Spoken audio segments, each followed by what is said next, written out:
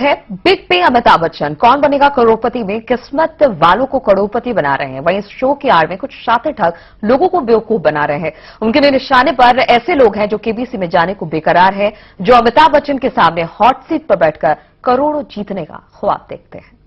कौन बनेगा करोड़पति के नाम पर ठगी, करोड़पति बनाने की आड़ में ठगी, अमिताभ बच्चन के दस्तखत दिखाकर ठगी, निशाने पर हर वो शख्स बनना चाहता है करोड़पति। सावधान, मुमकिन है आपको भी आए फोन और दूसरी तरफ से आवाज आए कांग्रेचुलेशन, आपको कौन बनेगा करोड़पति में हिस्सा लेने के लिए चुना गया है और इसी तरह आप करोड़पति बनने की बजाय बन जाएं शातिर ठगों के शिकार। मेरठ में बबीता गुप्ता के साथ कुछ ऐसा ही हुआ है।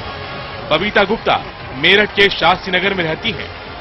बबीता गुप्ता के पास केबीसी की तरफ से फोन आया। नंबर था 4049 और फिर उनके चेहरे की खुशी देखने वाली थी। लग रहा था जिंदगी कामयाब हो गई है, जीवन भर का सपना पूरा हो गया है, क्योंकि दूसरी तरफ से आवाज आई, आपको कौन बनेगा करोड़पति सीजन 6 में चुना गया है और अब आपको मुंबई आकर केबीसी में हिस्सा लेना है। अमिताभ बच्चन के सामने हॉट सीट पर बैठना है। बस पहचान से जुड़े अपने कुछ दस्तावेज ईमेल आईडी kbc.click@gmail.com पर भेज दें। बबीता ने ऐसा ही किया और फिर कुछ देर बाद उनके ईमेल पर ऐसा मेल आया कि पूरा परिवार फूला नहीं समा रहा था। बबीता गुप्ता को केबीसी के लेटर पैड पर छपा एक एक्सेप्टेंस लेटर मिला और इसको पुख्ता बना रहे थे बिग बी के दस्तखत। केबीसी के लेटर पैड पे अमित जी के साइन हुए थे और वो जो मेरा फॉर्म था वो उन्होंने उस लेटर पैड पे स्कैन करके और उस पे एक्सेप्टेड की मोहर लगा के मुझे सेंड किया। उसके बाद में उन्होंने कहा कि फोन पे कि आपको रिफंडेबल सिक्योरिटी देनी पड़ेगी। तो मैंने कहा कि ऐसा तो केबीसी में कोई रूल नहीं है, मैंने तो कभी नहीं सुना कि कोई सिक्योरिटी ली जाती है जाने के लिए। तो उन्होंने कहा कि नहीं, जो आइडिया की तरफ से कंटेस्टेंट जाते हैं उनसे ली जाती है रिफंडेबल सिक्योरिटी। बबीता अभी से ख्वाब देखने लगी कि वो हॉट सीट पर बैठी हैं और उनके सामने है अमिताभ बच्चन। लेकिन तभी उस ख्वाब में हल्की सी रुकावट आई जब फोन पर उनसे कहा गया कि वो शो में हिस्सा लेने के लिए 25,000 रुपए जो रिफंडेबल है एक खाते में जमा करा दें। 25,000 सुनकर बबीता के कान खड़े हुए।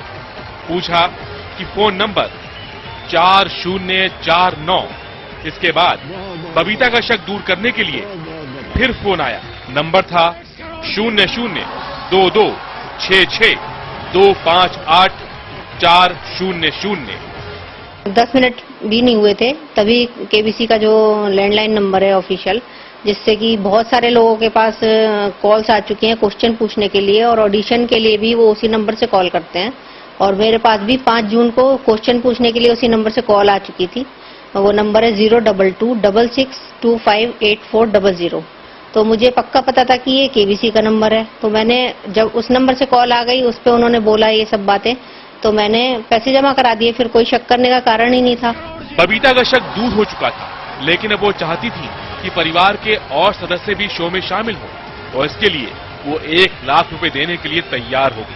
हम 50,000 दे ही चुके थे, तो हमने कहा भाई 50 और दे देते हैं, मिल तो जाएंगे वापस जाने के बाद। कोई ऐसा तो हमें कुछ था ही नहीं कि फ्रॉड हो रहा है या कुछ है।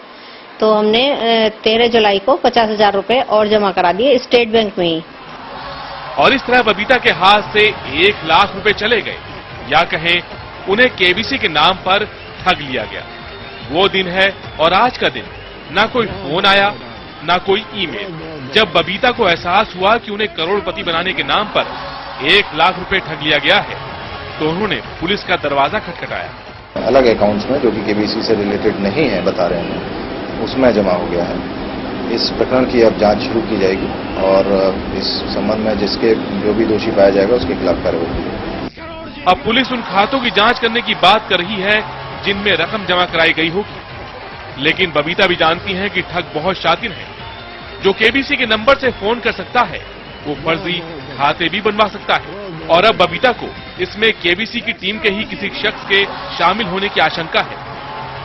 मुमकिन है बबीता अकेली नहीं है, और भी कई ऐसे लोग होंगे जिन्हें केबीसी के नाम पर ठगा जा रहा होगा।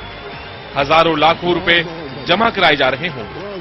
अभय शर्मा, सहारा न्यूज ब्यूरो, मेरठ।